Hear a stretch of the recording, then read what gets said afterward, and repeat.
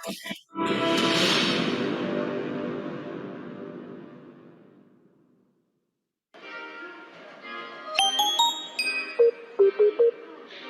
Kreasi Abadi merupakan sebuah perusahaan profesional service yang berdiri sejak 2016. Kami memiliki visi yaitu menjadi perusahaan yang berkembang dan bermanfaat dengan selalu berusaha memberikan solusi inovatif dan kreatif untuk memenuhi kebutuhan masyarakat, bangsa, dan negara. Dan misi kami adalah membangun bisnis dan aset produktif secara terintegrasi guna memberikan manfaat dan juga pelayanan yang terbaik untuk masyarakat, bangsa, dan negara. Dengan menjalin kerjasama secara optimal, dengan prinsip fokus kepada pelanggan, komitmen setiap pelayanan yang diberikan, kualitas dan profesionalisme kerja yang tinggi, inovasi berkesinambungan. Moto kami adalah kreatif, inovatif, fokus on customer and integrity.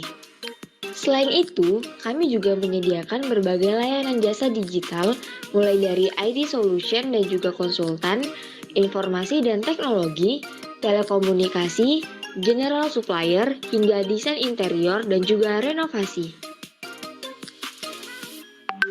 Demi mengutamakan kepuasan klien, kami akan memberikan pelayanan yang terbaik dan optimal untuk masyarakat.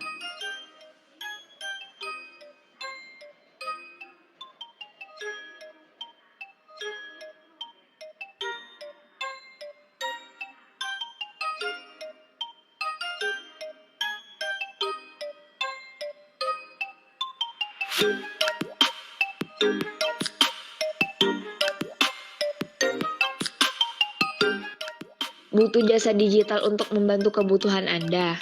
Ingat, MKA punya solusinya. Untuk info lebih lanjut, hubungi kami di bawah ini.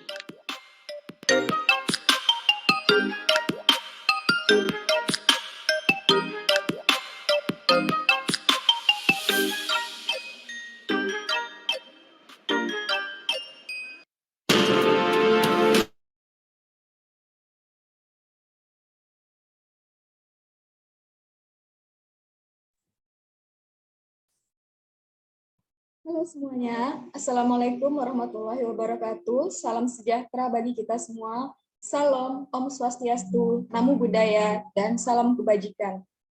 Selamat datang di acara Tech Talk untuk meningkatkan insight kita semua, khususnya mengenai animasi, yang diadakan secara virtual melalui media Zoom dan YouTube. Gimana kabar teman-teman semua? Baik, Kak. Baik, dia. Semoga selalu sehat dalam lindungan Tuhan Yang Maha Esa. Baik. Sebelumnya, perkenalkan saya Dia Sulistioning Tias sebagai moderator pada acara kita malam hari ini, sekaligus anggota dari Divisi Animasi di PT Media Kreasi Abadi. Di sini saya akan memandu jalannya acara Tech Talk Animasi Teknik pada malam hari ini. Saya ucapkan selamat datang kepada Pak Istia Budi selaku CEO dari PT Media Kreasi Abadi, Kak Gabriela Sibarani selaku mentor dari Divisi Animasi, dan Bernardus Aleandro Dwi Ari selaku pemateri kita. Dan teman-teman semua dalam acara Tech Talk Animasi Teknik pada malam hari ini. Kami ucapkan terima kasih juga kepada Media Kreasi Abadi yang telah menyediakan wadah dan kesempatan untuk kita semua memperdalam skill dan potensi kami. Serta kami ucapkan juga terima kasih kepada media partner yang telah membantu melancarkan acara kita pada malam hari ini. Media partner kita ada Teraskill, Rapilah, Kirai, Ngapsign, Fanvice, Libulia, Kerja Tim, dan Balikpapan Cerdas. Selanjutnya, saya akan membacakan susunan acara Tech Talk Animasi Teknik pada malam hari ini. Yang pertama, pembukaan. Yang kedua, pembacaan CV pemateri. Yang ketiga, penyampaian materi. Keempat, Q&A. Dan kelima, kesimpulan dan penutup. Langsung saja kita masuki sesi yang pertama, yaitu pembukaan. Sebelumnya, izinkan saya untuk membuka acara ini dengan mengucapkan Bismillahirrahmanirrahim. Selanjutnya, sesi pembacaan pemateri.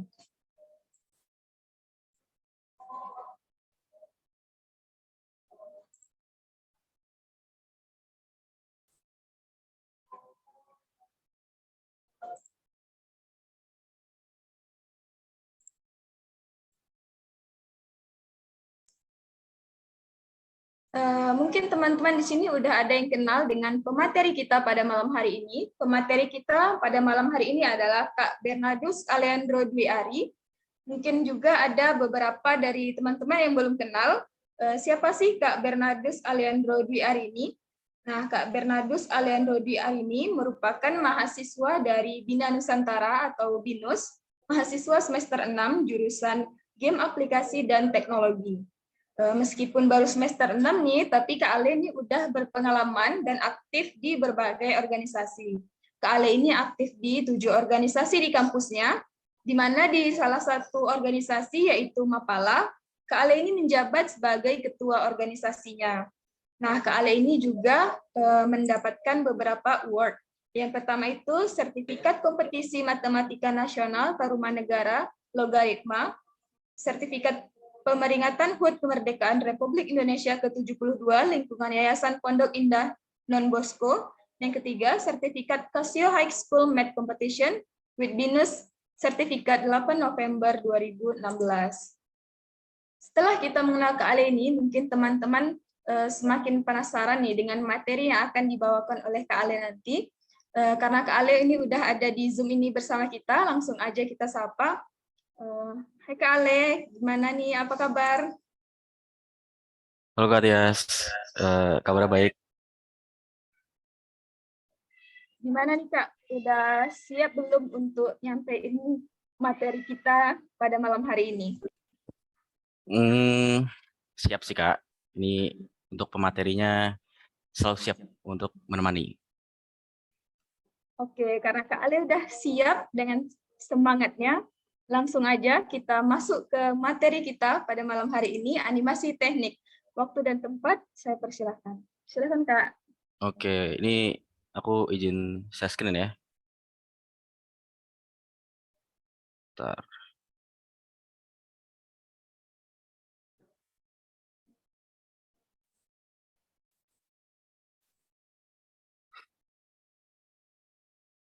Apa udah kelihatan?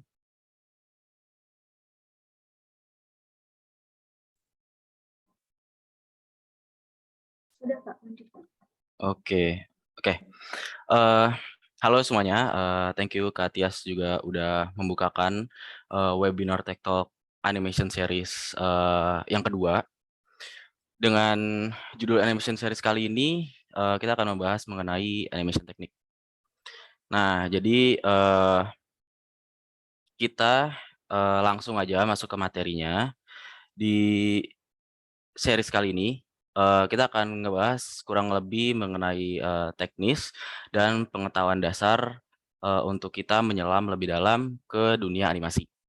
Nah, kita akan ngebahas 4 topik, yaitu 5 tipe animasi, lalu isinya animation teknik, keyframes, extremes, breakdown, dan in between.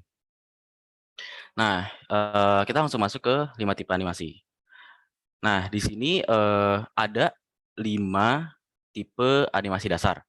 Sebenarnya tipe animasi itu ada banyak banget, tapi yang paling dikenal adalah 5 tipe animasi ini. Nah, jadi sebelum kita ngebahas mengenai animation teknik, kita harus tahu dulu nih tipe-tipe atau jenis-jenis animasi itu ada apa aja sih gitu. Nah, animasi-animasi ini tuh ada 5, ada tradisional, ada vektor, 3 dimensi, motion graphic, sama stop motion. Kalian pasti sering dengar banget tentang tipe-tipe animasi-animasi ini. Kalau kalian nggak pernah mendengar tipe animasi ini atau nggak pernah tahu tentang tipe animasi ini, yang pasti kalian pernah lah lihat di sepanjang hidup kalian gitu. Karena 5 tipe ini sangat dikenal banget, sangat sering ditampilkan juga gitu di umum. Nah, jadi kita langsung masuk aja ke yang pertama, itu adalah tipe animasi tradisional. Jadi tipe ini itu sudah lama banget ada di dunia dan dipakai untuk menganimasikan kartun-kartun zaman dulu kayak contohnya Pinocchio, Tom and Jerry, dan sebagainya gitu kan. Tipe animasi ini tuh eh, sering identik digunakan melalui kertas. Jadi ketika kita melakukan sebuah animasi gitu kan, animasi tradisional, itu seorang animator harus menggambar ulang gambarannya di kertas selai demi selai gitu. Jadi kebayang banget butuh seberapa banyak kertas untuk ngebikin rangkaian animasi gitu. Itu adalah tipe animasi tradisional. Nah, tipe-tipe ini tuh masih sering banget digunakan sampai sekarang. Bedanya adalah tipe ini tuh sekarang nggak cuman menggunakan kertas, tapi menggunakan teknologi juga. Ya, dibantu mulai dari teknologi komputer gitu. Dan contoh tipe animasi tradisional sekarang itu bisa kita lihat, sering banget kita lihat itu di anime-anime seperti itu. Nah, lanjut ke tipe animasi selanjutnya, yaitu tipe vektor. Jadi tipe animasi vektor ini itu hampir sama dengan tipe tradisional, tapi di tipe ini itu sudah mengimplementasikan yang namanya bone. Bone itu memberikan sebuah gambaran untuk bisa bergerak tanpa perlu digambar ulang gitu. Jadi contohnya kita memiliki sebuah karakter, aset karakter gitu ya. Nah, kalau kita menggunakan bone, ya karakter kita itu bisa bergerak sesuai seperti kayak manusia aja nih. Kita punya tulang, gitu kan. Kita bisa bergerak. Nah, itu fungsinya bone di tipe animasi vektor ini, gitu. Jadi gambaran kita nggak perlu kita gambar ulang satu persatu kayak tradisional, tapi kita bisa menggunakan satu aset aja yang udah kita gunakan lewat implementasi bone itu gitu. Nah, biasanya itu untuk vektor ini, tipe vektor ini dikenal dengan animasi yang pewarnaannya tuh simple. Pewarnaannya simple dan hanya ada satu atau dua pengambilan warna. Jadi jarang banget kita lihat animasi vektor itu memiliki shading yang berlebih gitu. Nah, next itu ada 3 dimensi. Nah, 3 dimensi ini sebenarnya aku nggak bisa bahas panjang lebar banget, karena bukan bidangku juga. Nah, tapi aku jelasin aja, tipe ini tuh biasanya dijadikan animasi untuk dunia perfilman.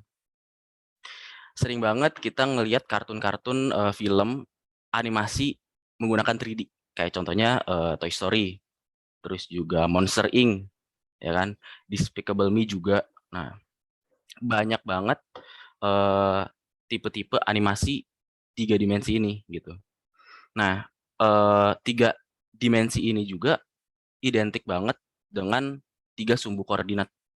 Nah, 3 sumbu koordinat itu kan kalau biasanya vektor atau tradisional itu kan cuma pakai sumbu X dan Y. Nah, kalau 3 dimensi itu ada sumbu Z gitu. Jadi ya memang 3 dimensi gitu kan ya.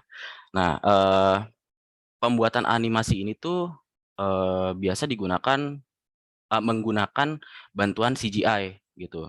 Toy Story, Monster Inc, sama Despicable Me itu menggunakan CGI gitu, Computer Generated Imagery.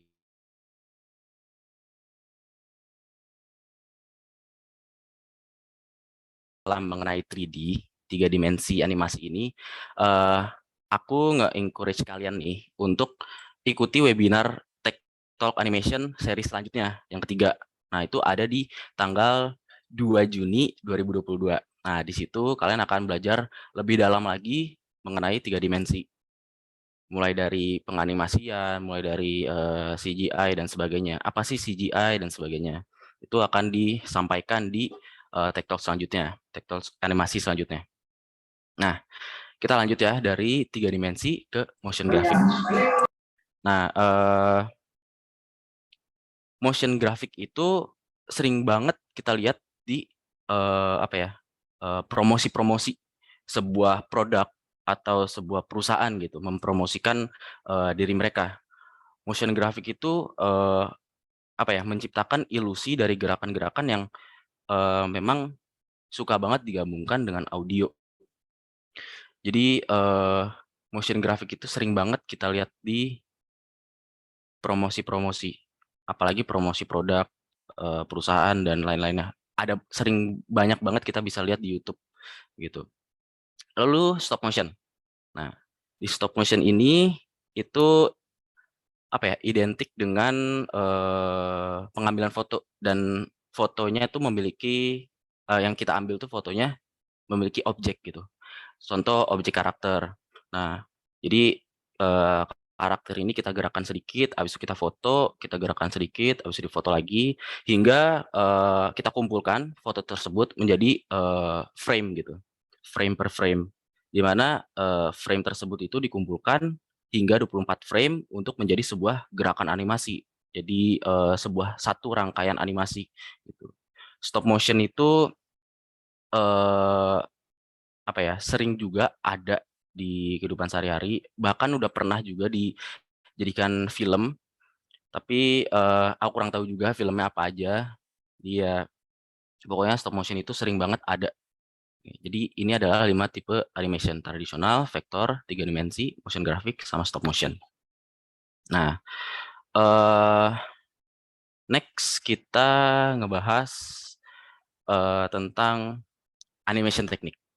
Nah, tadi kan setelah kita mengenal sedikit nih tentang 5 tipe animation dasar gitu kan, kita akan belajar mengenai teknik-teknik apa yang biasanya digunakan untuk bisa membuat animasi-animasi tersebut gitu, tipe-tipe animasi yang di atas tadi. Jadi di sini aku akan ngebahas 4 aja, sebenarnya ada banyak banget, tapi aku ngebahas 4 tekniknya. Itu ada keyframes, ada extremes, breakdown, sama in between. Jadi sebelum kita lanjut, aku mau cerita sedikit nih. Jadi pengalamanku, aku tuh ngenal digital art itu baru di tahun 2019 akhir. Jatuhnya sih 2020 ya, 2020 awal gitu. Dan seiring berjalannya waktu tuh, aku tuh pengen ngebuat animasi dengan gambaran yang udah pernah aku buat gitu. Nah, tapi ketika aku ngebuat sebuah animasi, itu aku nggak tahu, masih belum tahu teknik-tekniknya, sampai apapun yang perlu kita ketahui lah untuk menganimasikan sesuatu. Itu, aku masih green banget, masih nggak tahu sama sekali, dan akhirnya eee, animasiku tuh menurut aku jelek dan jatuhnya terlalu kaku. Karena aku tuh nggak tahu kemana animasinya mau dibawa kemana gitu, mau diarahkan kemana, mau seperti apa dan sebagainya. Nah, jadi dengan kita mengetahui teknik-teknik animasi, itu kita bisa gampang untuk mendeteksi atau mengorganisir animasi kita, gambaran kita itu mau dibawa kemana, mau diarahkan kemana, dan seperti apa, gitu. Nah, jadi langsung aja kita bahas nih, pertama itu ada keyframes. Nah, keyframes itu apa? Keyframes itu bisa dibilang keys, bisa dibilang key drawings juga. Nah, jadi keyframes itu adalah bentuk sederhananya adalah gambaran awal dan akhir gitu. Gambaran awal dan akhir yang jadi pendeteksi animasi kita gitu.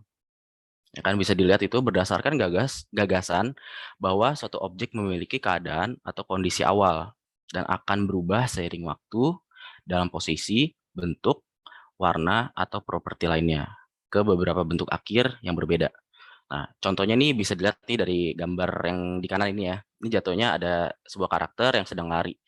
Nah, bilang aja karakter yang sedang lari itu adalah kunci atau gambaran kunci terakhir. Dan contohnya kalian bisa bayangkan karakter ini tuh gambaran pertamanya sedang berdiri gitu. Nah, itu adalah keyframes gitu. Itu adalah keyframes yang menjadi kerangka untuk pembuatan animasi, suatu rangkaian animasi gitu. Nah, di sini kita lanjut extremes. Jadi sebenarnya extremes itu adalah penekanan gerak. Extremes itu adalah penekanan gerak. Orang-orang di luar sana tuh suka banget kebalik yang namanya ekstrim sama keyframes. Karena eh, hampir sama gitu, extremes dan keyframes. Tapi aku tekankan lagi bahwa ekstremis itu adalah penekanan gerak, dan ekstremis itu nggak cuman di awal, gambaran awal dan gambaran akhir gitu. Dia bisa aja ada di tengah-tengah. Yang penting penekanan gerak gitu. Contohnya di gambaran bawah ini kan ada extremes ya kan, di frame pertama sama di frame kelima itu ada extreme juga. Dan di tengah-tengah itu di frame ketiga itu ada breakdown. Breakdown kita akan jelasin di setelah ini, tapi yang pastinya ekstrem itu nggak cuman ada di frame pertama atau frame terakhir gitu. Yang pasti ekstrem itu adalah penekanan gerak, di mana ketika kita menggambarkan sesuatu, contohnya kayak bilang aja aku ya, aku lagi berdiri, aku ingin mengambil biskuit, contohnya aku ingin mengambil biskuit, aku ingin makan biskuit, dan aku ini untuk jadi ya ada frame pertama aku sedang berdiri dan frame terakhir aku mau makan biskuit. Lalu di tengah-tengahnya aku pengen lompat gitu. Di tengah-tengahnya aku pengen lompat, aku ingin petakilan. Nah, itu bisa dibilang keyframes dan extremes gitu. Karena extremes itu adalah penekanan gerak. Itu extremes. Jadi agak sedikit ngawang sih untuk keyframes dan extremes. Seperti itu. Nanti bisa aku jelasin lewat contohnya. Nanti ada contohnya. Nah, di sini adalah breakdown. Breakdown pada animasi karakter itu menggambarkan sebuah action atau performance yang menghubungkan pose utama dan pose terakhir. Pose utama itu bisa dibilang keyframes ya, gitu. Jadi jatuhnya breakdown itu penyambung antara frame sebelum dan frame terakhir gitu. Frame sesudah. Dia selalu ada di tengah-tengah gitu. Dan di animasi juga, di satu rangkaian animasi, breakdown itu bisa lebih dari satu. Dia bisa lebih dari satu, bisa lebih dari dua, tergantung dengan animasi kalian mau seperti apa. Seperti itu. Breakdown itu membantu animator untuk mengorganisir bagaimana animasi akan berjalan. Kayak yang tadi aku bilang, aku di frame pertama, aku sedang berdiri, dan di frame terakhir aku sedang memakan biskuit. Di tengah-tengahnya aku bisa berjalan biasa seperti orang normal biasa. Aku bisa lari, aku bisa lompat, aku bisa gliding, aku bisa ngerangkak, aku bisa ngapain aja. Nah, itu adalah breakdown gitu. Tuh, dan selanjutnya adalah in between. Nah, in between ini adalah proses atau yang bisa dibilang selalu ada di tengah-tengah antara frame sebelum dan frame sesudah. Itu sering banget in between. Apalagi nih ya di gambar itu ada extreme, frame keduanya in between, lalu frame tiganya breakdown. Jadi frame in between ini tidak terlalu penting untuk menjadi identifikasi sebuah gambaran animasi, gitu kan, kuncinya animasi. Tapi in between ini membantu rangkaian animasi kalian menjadi lebih enak dilihat, tidak terlalu patah-patah, dan apa ya, jatuhnya lebih fluent gitu animasi kalian, lebih lancar kayak air gitu. Nah, apa ya, in between ini tuh bisa dibilang transisi. Dia adalah frame transisi antara frame sebelum dan sesudah, seperti itu. Nah, untuk untuk mengerti lebih lagi mengenai keyframes, extremes, breakdown, sama in between, aku akan menjelaskan mengenai timing chart. Nah, timing chart ini berguna banget untuk kalian, apalagi kalau ini berguna banget kalau di studio-studio animasi ya. Itu karena kan di studio-studio animasi itu kan kita nggak cuma sendiri, kita tuh butuh teman kerja kita juga. Nah, ini timing chart itu membantu kita untuk lebih mudah untuk mendeteksi animasi kita, rangkaian animasi kita mau kemana. Nah, jadi ini di sini udah aku tulisin ada 3 keuntungan menggunakan timing chart. Pertama, itu mengatur timing dan in between lebih mudah. Nah, jadi ketika kalian ingin membuat proses animasi, kalian sudah tahu nih di gambaran di frame mana sih yang mau kalian gambarin in between-nya, kalian mau gambarin di mana gitu, biar lebih enak, kerasa lebih real gitu. Nah itu kalian bisa gampang tinggal lihat timing chart-nya aja gitu, tanpa kalian harus memutar ulang animasi yang kalian bikin gitu. Nah itu berhubungan dengan poin kedua, merencanakan gerakan animasi tanpa bergantung pada pemutaran ulang animasi. Jadi contoh ini, kalian sedang membuat sebuah rangkaian animasi. Bilang aja rangkaian animasi kalian itu frame-nya banyak banget, dari 1 sampai 100 gitu. Akan memakan waktu banyak banget untuk kalian merencanakan gerakan animasi dengan memutar ulang animasi kalian gitu, dari pertama sampai ke 100. Habis itu kalian mikir, "Oh, aku gambar di sini aja nih, biar kerasa enak gitu, gambarannya, itu animasinya." Nah, itu kan jadi lebih ribet. Nah, timing chart itu yang ngebantu kita bisa mendeteksi, gerakan kita mau di mana gitu, tanpa kita harus memutar ulang. Nah, lalu yang ketiga, ini yang udah aku mention tadi, jika kalian membutuhkan bantuan, orang lain dapat membantu, dan sudah tahu apa yang harus dianimasikan di, animasi kalian gitu. Kayak contohnya yang tadi, di studio animasi. Kan nggak mungkin kalian membuat rangkaian animasi yang panjang, bisa ya 40 menitan, 1 jaman gitu kan, sendiri gitu kan. Pasti kan butuh bantuan orang lain, dan tugas kalian kan dibagi-bagi gitu. Nah, ketika tugas kalian udah selesai, kalian berikan ke teman yang lain, nah, temannya yang lain nggak perlu identifikasi ulang lagi nih, mau di mana nih kita ngelanjutin, dia ngelanjutin gitu. Pakai aja timing chart, biar dia tahu nih apa yang perlu ditambahin, apa yang perlu dikurangin, tugas dia harus dikerjain di mana gitu. Itu gunanya dari timing chart. Oleh karena itu, aku mau ngejelasin tentang anatomi timing chart. Nah, di sini adalah basic anatomi dari timing chart. Ada garis 2, terus dihubungkan dengan garis lurus gitu ya. Ini adalah timing chart. Nah, di timing chart ini mau aku tambahin di atas sama di bawah itu huruf A sama B. Nah, bilang aja huruf A sama B itu adalah keyframes kita, ya, keyframes kita. Kunci utama, gambaran utama kita. Dan cara untuk kita ngebaca timing chart itu pada umumnya dari atas ke bawah. Tapi ada juga yang memang dibaca itu dari bawah ke atas gitu. Tapi kita di sini ngebahas umumnya aja. Timing chart dibacanya dari mana gitu. Nah, dari atas ke bawah ya dibacanya. Nah, lalu A dan B ini mau aku lingkarin. A dan B ini aku lingkarin itu menunjukkan bahwa huruf A dan B itu adalah keyframes gitu, adalah gambaran utama gitu di rangkaian animasiku. Gitu. Lalu di tengah-tengah aku pengen gambarin huruf C. Huruf C ini yang akan menyambungkan gambaran pertamaku sama gambaran terakhirku. Di huruf C ini aku kasih garis bawah 1. Nah, itu melambangkan bahwa gambaran C ini, frame C ini itu adalah breakdown. Gitu. Dia adalah breakdown yang menghubungkan antara A dan B. Lalu aku mau tambahin garis lengkung nih. Nah, aku tambahin garis lengkung. Di sini menunjukkan, kalau aku gambarin garis lengkung itu menunjukkan bahwa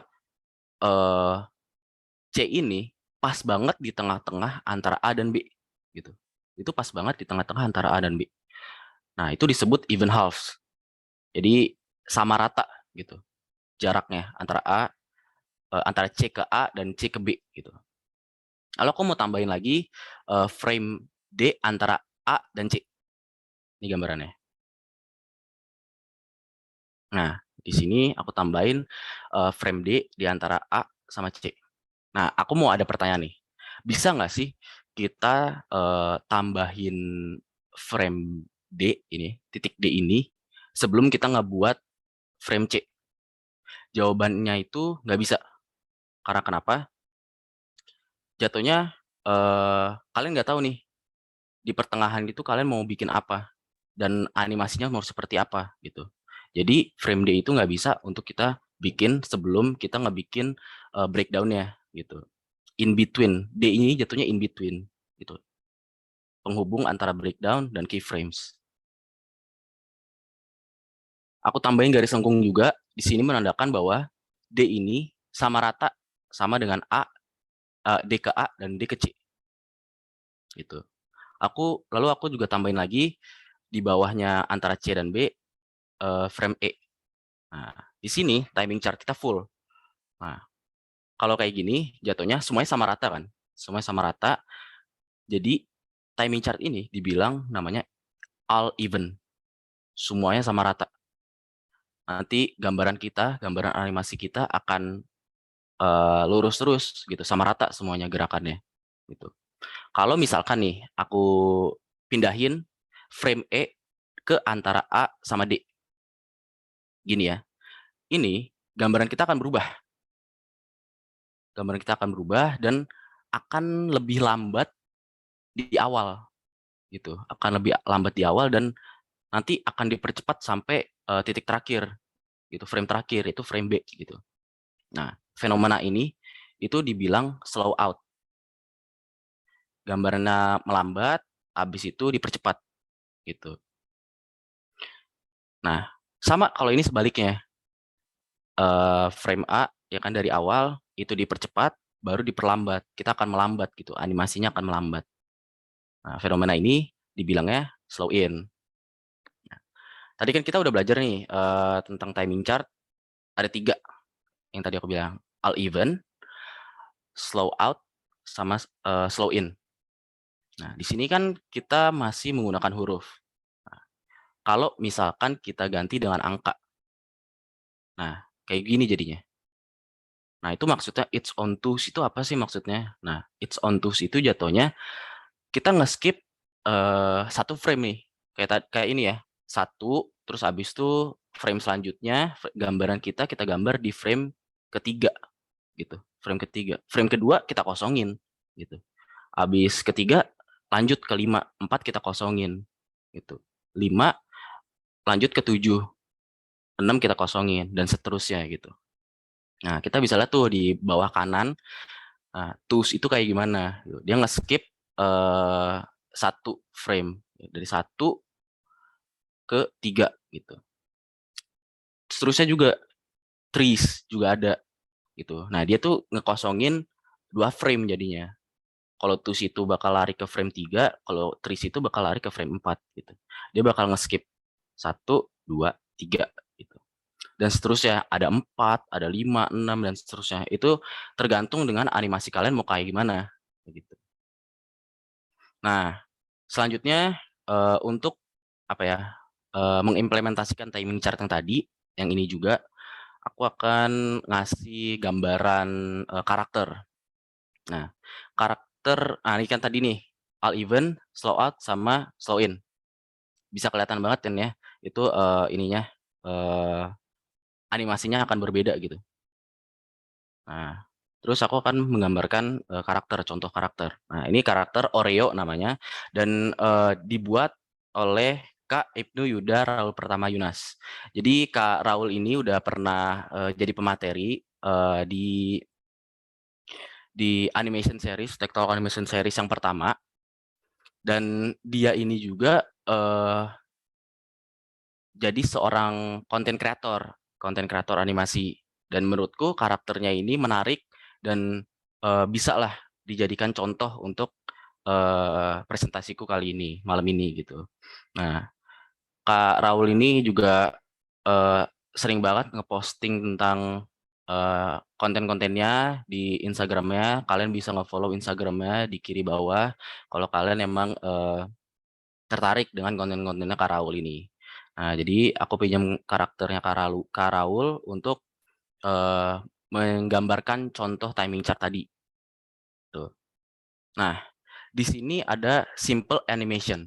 Nah, ini gambaran aku ya kalau jelek ya udahlah ya, gitu kan. Yang pertama itu start dan yang terakhir tuh end, itu bilang aja keyframes. Keyframe pertama sama keyframe terakhir. Dan di tengah-tengahnya aku menggambarkan breakdown seperti ini gitu. Tengah-tengahnya akan seperti itu breakdown-nya. Dan selanjutnya ini adalah contoh slow in gitu. Jadi aku kan memberikan contoh Oreo ini, karakternya kan namanya Oreo, untuk timing chart slow in even halves. Nah, dapat dilihat nih dari animasi dimulai secara cepat dan diakhiri menjadi lebih lambat. Nah, untuk mendapatkan efek ini, aku tuh memperbanyak gambaran di antara breakdown dan frame terakhir gitu. Ini breakdown-nya adalah frame ketiga, ya kan. Dan frame terakhir adalah frame ke-15 nih yang aku lingkarin gitu.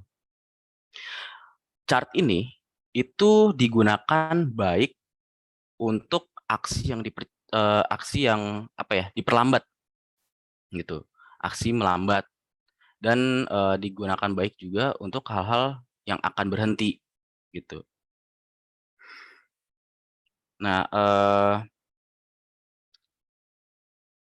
keyframe terakhir itu biasanya membuat kesan terakhir, kesan yang impression yang paling kuat impact-nya gitu. Ini adalah contoh slow in. Nah, selanjutnya slow out. Nah, slow out ini slow out even half itu kita lihat bahwa animasinya itu awalnya melambat dan di akhir baru akan dipercepat gitu. Dengan breakdowns yang ada di frame ke-13 gitu. Hal ini sama kayak yang tadi, aku perbanyak gambar di antara frame pertama dengan breakdowns gitu. Jadi tengah-tengah frame pertama dan breakdowns, aku gambar banyak in between, banyak frame-frame in between gitu. Dan setelah breakdown, frame ke-13, ke-15 itu nggak aku gambarin sama sekali. Jadi membuat efek yang berbeda gitu dengan timing chart yang berbeda. Padahal gambarannya sama gitu. Startnya sama, end-nya sama, breakdown-nya sama gitu. Nah, gerakannya ini tuh meningkat secara momentum, ya kan? Slow out, dipercepat. Dan mulai dengan lambat, berakhir dengan cepat. Lalu kunci pertama itu biasanya memberikan impression atau impact yang lebih lama gitu. Terakhir adalah all event. Nah, kelihatan banget nih kalau di all event tuh kan frame-nya bener-bener aku tulisin semua. 1, 3, 5, 7, 9 dan seterusnya. Nah, ini aku bikin twos gitu. Nge-skip 1 frame. 1 langsung lari ke 3, 3 langsung lari ke 5, 5 dan seterusnya. Nah, di sini tuh jatuhnya aku memperbanyak gambar ya di setiap sisi antara frame pertama dengan breakdowns dengan frame terakhir gitu. Dan semuanya sama rata all events gitu.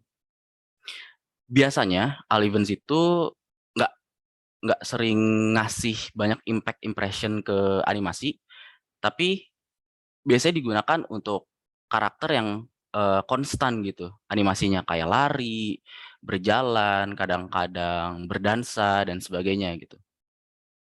Semua angkanya konstan gitu. Nah, ini perbedaan dari gambaran tadi all event, slow in sama slow out. Nah, key drawing-nya sama, kuncinya sama ya kan, start, breakdown sama end, tapi in between-nya berbeda gitu. Gambaran di tengah-tengahnya itu berbeda. Dengan perbedaan itu kita bisa dapat efek yang berbeda juga, impression yang berbeda juga. Nah, itu kuatnya timing chart di dalam animasi gitu. Jadi kita bisa merencanakan animasi kita, mengorganisir animasi kita dengan benar-benar gitu udah tertata jadinya seperti itu. Sebenarnya materiku udah sampai sini aja. Jadi gimana Kak Tias? apa langsung dilempar ke Kakak Tias saja atau gimana? Oke. Oke, terima kasih Kak. Keren banget nih materi yang Kakak bawain mengenai animasi teknik. Materi yang disampaikan Kakak ini sebenarnya selalu kita jalani ya Kak. Semoga memperdalam ilmu kita juga. Selanjutnya ini kita masuk sesi Q&A bersama Kak Ale. Jadi teman-teman bisa bertanya langsung dengan Kak Ale menggunakan fitur raise hand, kolom chat, ataupun langsung on mic saja. Sebelumnya nih Kak, aku mau nanya dua nih. Kan Kak Ale ini kan basicnya dari kampus, jurusannya game ya Kak.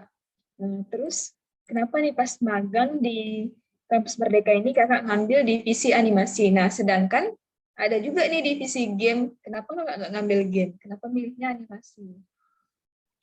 Oke, thank you Katia sudah atas pertanyaannya. Jadi, aku kan emang benar divisi, maksudnya jurusan game ya kan di universitasku tuh aku jurusan game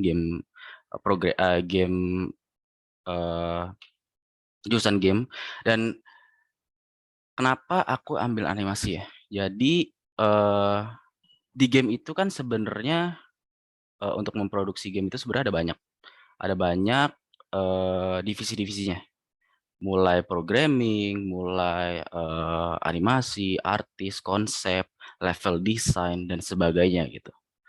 Nah, di pertama kali aku kuliah jurusan game, kayak aku ceritain tadi, aku tuh tertarik di bagian artis gitu, bagian artis. Aku suka menggambar gitu jadinya.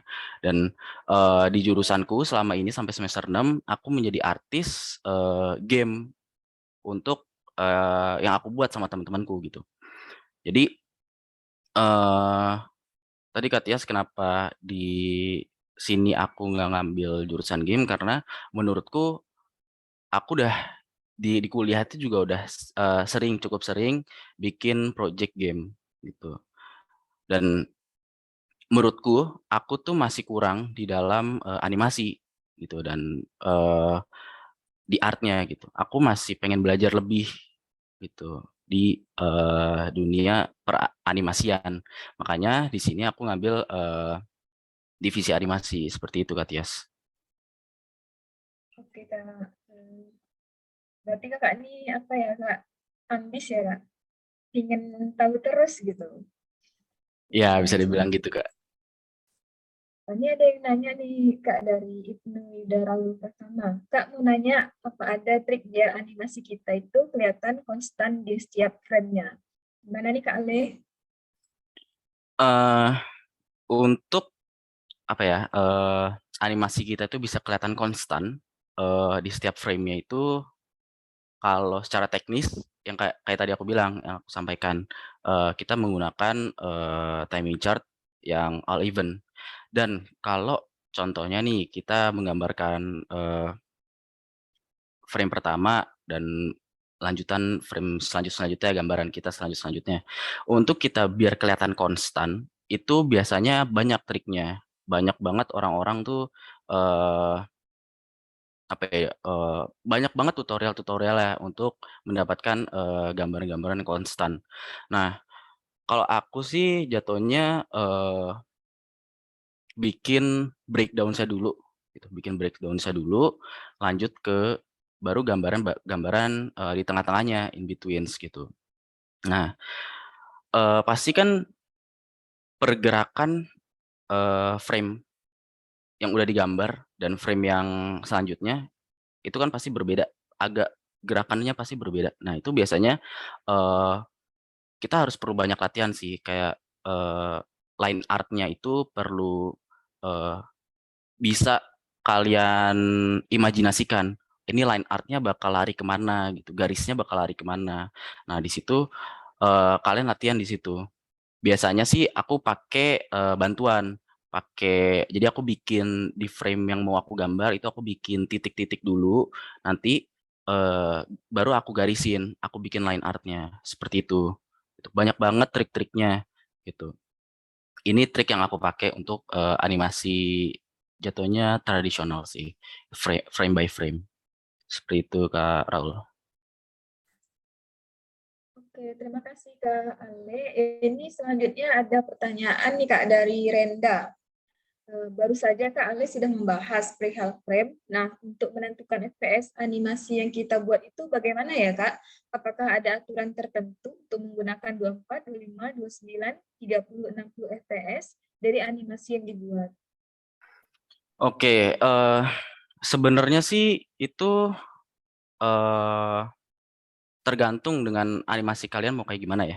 Tapi biasanya seringnya juga dan biasanya di film-film yang animasi gitu ya, mau 3D, mau 2D dan sebagainya, itu menggunakan 24 fps gitu. 4 fps dan seringnya itu pakai TUS gitu. Dia nge-skip satu frame. Jadi di setiap 24 fps itu ada 12 gambar kalau nggak salah. Seperti itu. Itu yang sering dipakai. Seperti itu sih, Kak Renda. Gimana Kak Renda? Sudah cukup jawaban dari materi kita?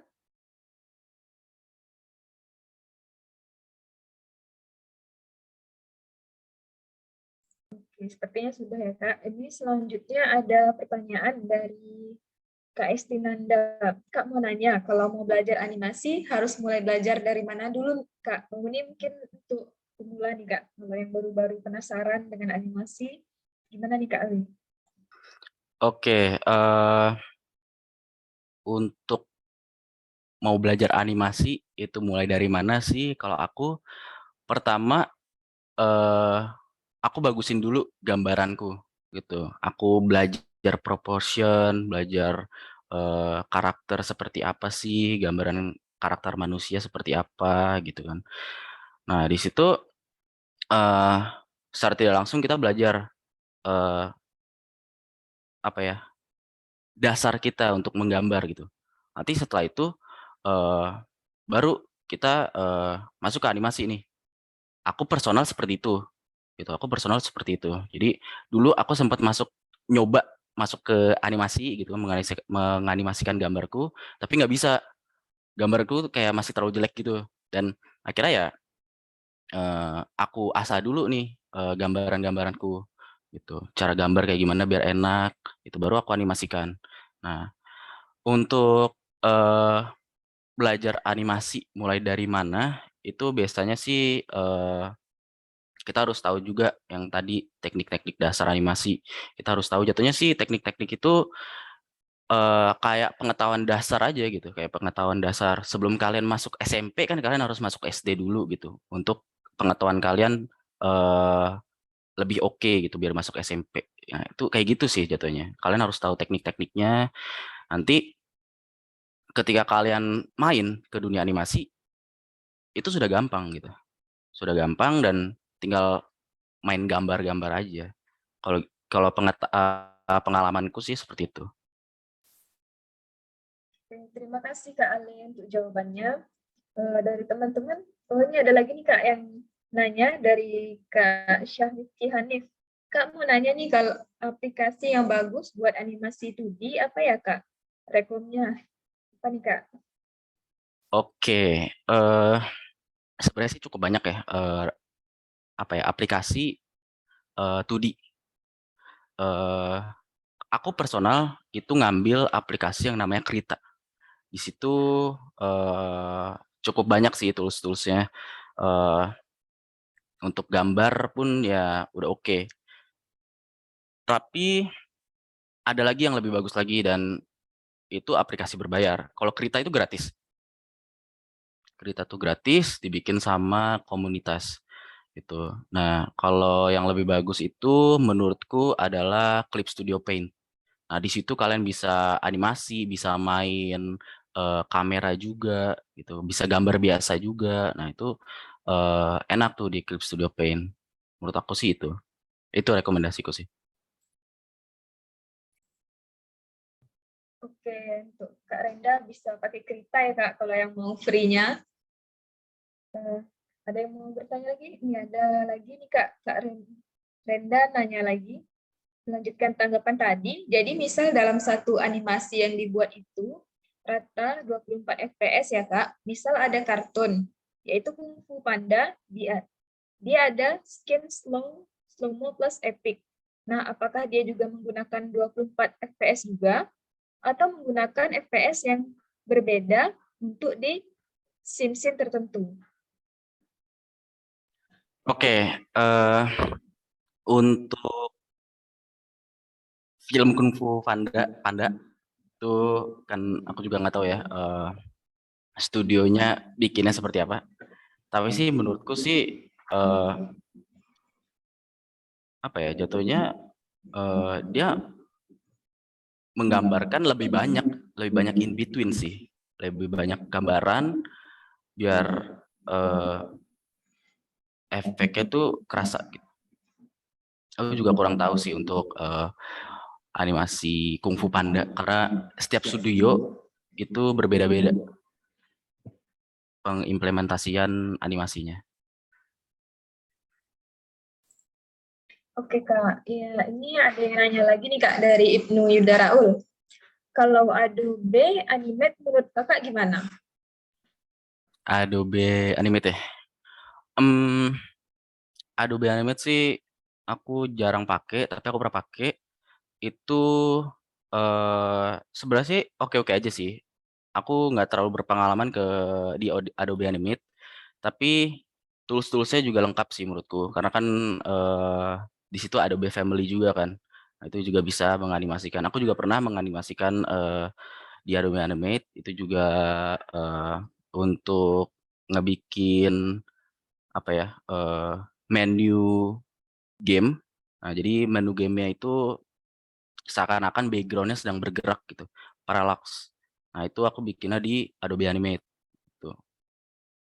Bagus sih Adobe Animate. Terus itu juga bisa kalau nggak salah bisa pakai implementasi Bone juga sih. Jadi karakternya itu kalau kalian bikin karakter di situ bisa bergerak kayak gerakan manusia gitu. Ya, jadi Adobe Animate ini juga rekomen ya Kak. Selanjutnya ada lagi pertanyaan dari teman-teman.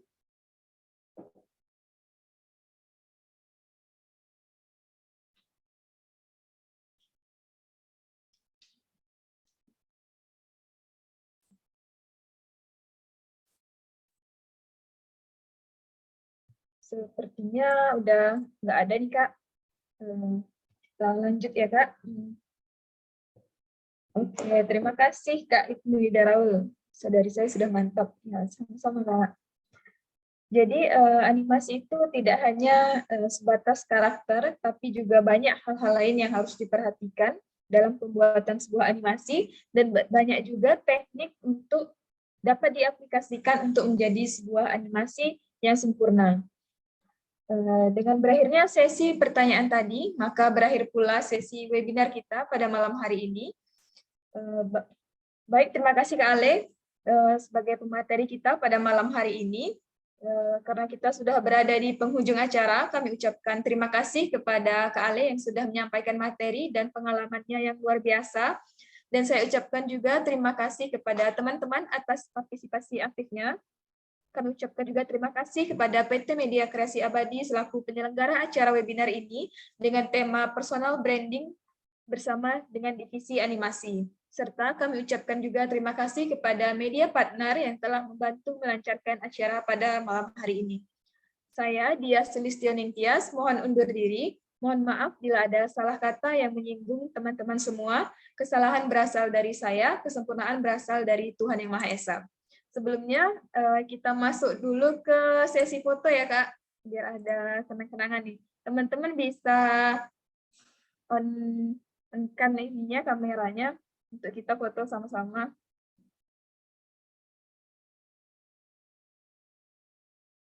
Teman-teman, kita on cam.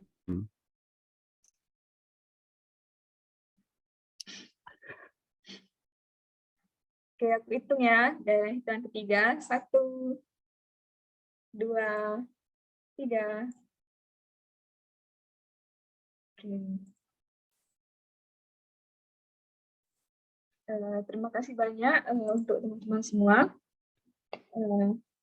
Saya Diah Sulistioning Tias, mohon undur diri. Mohon maaf bila ada salah kata yang menyinggung teman-teman semua, karena kesalahan berasal dari saya dan kesempurnaan berasal dari Tuhan Yang Maha Esa. Jalan-jalan ke lembah tidaklah rata, di ujung kali tumbuh melati.